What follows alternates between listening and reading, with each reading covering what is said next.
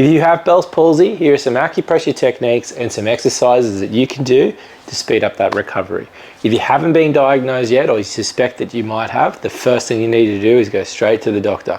It's really important that you get a correct diagnosis and the correct medical interventions, but after that, here's some tips to help. The first thing that people will notice is typically they'll also, after they've got Bell's palsy, they'll also be extremely tender in the neck, around here where it comes out. We want to reduce the inflammation in the neck to start with, and the easiest way to do that is by massaging a few acupressure points and some simple movements. Once that's feeling better, I'm going to walk you through some of the facial exercises you can do, plus some acupressure points to help enhance that to move you along. So on the inside of your foot, right through here, there is essentially a whole series of acupressure points that you can use to reduce inflammation in your neck. So you're going to combine a simple massage technique with some gentle movements to get some fresh blood through there to speed up that recovery. So we're going to start with this point. Start from this part of the toe, and then you're going to massage in a nice line all the way along that instep. So this will cover spleen 3, spleen 4, and kidney 2. In the master tongue system, these are used to reduce like inflammation in the joints or kidney insufficiency. So you're going to use that to help your neck. So you're going to start massaging nice and slowly. I would start on the opposite side of the body, and then all you're going to do is move your neck from side to side. Now you don't want to think about, you want to think about your neck like a rusty gate, and you're not trying to crack it open. You don't want to do that because that might trigger another inflammatory response, but all you're doing is just going to the gentle range of motion that you can, and it's the repetition and the massage that'll help open that up. So once you've been doing that one, the next one that you're going to do is called a chin tuck. So this will also help pump inflammation out of your neck, as well as start to stretch and move some of those muscles to help. So we're still going to be doing our massage through here. Start on the opposite side, but you know, do both sides. And as I'm massaging them, all I'm going to do is a chin tuck. So a chin tuck is where you literally give yourself a double chin. So by doing that, what it does is it stretches all through here. But if this is your spine and these are the little joints from each vertebra, what it does is it actually helps pump the inflammation out of that, and over time, it actually helps improve your range of motion. So you're massaging, you're doing your chin tucks nice and slowly, and then by the time you get to about the 10th one, you should start to notice, oh, I can go a little bit further. By doing that, when you come back and feel through here, you should notice that it's less tender and you have better range of motion. And that's really good because we're trying to get fresh blood through this area to help start improving some of that recovery. Now the exercises that you want to do, you can do them into a mirror, because when you're looking in the mirror, it'll help trigger these to work. So you want to do it on both sides. The simplest ones to start with are just raising the eyebrows, scowling, and then we've got just puffing the cheeks, making a kissy face, smiling, frowning. So there's loads of other ones that you can do, but this is a really good start.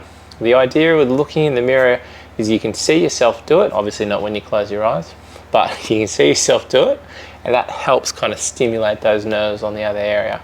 So you're going to work your way through those, but we're going to add in some acupressure points to help with that. So in Chinese medicine, we consider this wind in the cold wind in the stomach channel. So there's a few points that we start with that actually help stimulate that area, help get things moving. The first one that we're going to start with is one called stomach 43. So in between those two bones, those toes I should say, if you come through, you're going to find a nice tender spot. Now this point through there is really good at kind of opening up through this area. It'll do the whole face, and you're going to work your way through the different acupressure stuff while doing the routine, but we'll start with this one. So just like with the other side, You're going to start with the opposite side to the body, but do both sides. So find that, massaging that for 30 to 90 seconds, and just trying eyebrows up, eyebrows down, blinking, kissy face, smiling, growling. And then you're going to go through it again. Up, down, blink, smiling, frowning, kissy face. Over time, if you start to move them a little bit more, they are going to get a little bit tired, but that's okay. Just don't overdo it, ease into it. The next one that you're going to do is really great for helping the eyes close and the mouth. So it's called stomach 40, and it's in between, or in the middle of the shin, off the bone, right onto that point through there. You're going to start massaging that once again for 30 to 90 seconds. Up, down, close, kissy face, smiling, frowning for 30 to 90 seconds. The next points that I want to show you are actually from the Master Tung system, and they're called Surma, or 4 horses. It is one of the classic points that people use to really help. So if you've got your thigh, about halfway of the thigh, running from the side of the kneecap along the quad, you get to around about halfway. You're going to find there's some nice big tender spots, and you're going to do the same thing, finding that, massaging that in that area. I'm using my whole hand because the quad's a lot bigger, and you're going to go through that routine. And then the second point on the thigh is right below that on the side. That's called gallbladder 30. So this helps, once again, bring some movement into the face. Clears the wind in Chinese medicine.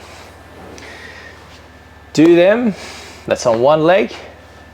Start with the opposite side, move to the other, and then you're going to do a couple of points on your hand as well, just to help facilitate that. The classic point that is always used in Chinese medicine is a point called large intestine 4. So right on top of that mound, if you push down into that bone, it should be nice and tender. This point is used to clear obstructions in the channel. So pain and things not working how they're meant to is considered an obstruction in Chinese medicine. So the muscles not being able to move how we'd like them to move, or if there's any pain associated with that, by massaging large intestine 4, you're helping the body clear those obstructions and remove that dysfunction, help bring some of the kind of movement and feeling through. So you're going to find that spot, you're going to massage, and you're going to do your routine. Up, down, blink, kissy face, smile, frown. 30 to 90 seconds moving through nice and gently. And the final one I'm going to show you today is called large intestine 11. So this is one of the ones that we also like to use to help improve blinking, but it is to help the whole area. So right on that elbow crease, you're going to find a nice tender spot right over that bone, and we're going to do the same thing. Up, down, blink, kissy face, smile, round. On top of that, I would really recommend that you do some acupuncture. Your acupuncturist will walk through some of the similar points, as well as making sure you follow with your doctor. Some classic points on the face that you can also use, remembering to be gentle. You're not looking to hurt yourself, but you are looking to get some fresh blood flow through there. Just above the eyes, you're going to find a nice little hollow. This is gallbladder 14. And then we're going to do some of the points around here. So if you have a look at the side of we've done here. Yeah, and then we're going to come pretty much straight across right into this muscle, the temporalis muscle, massaging through there. There's a series of points around the ear, so we're going to massage through there as well. And then we're going to come below the cheek and down through there. That's going to help get some fresh blood through that whole area and help everything feel better. do those points for 30 to 90 seconds each and do both sides. If you have any questions, please comment below.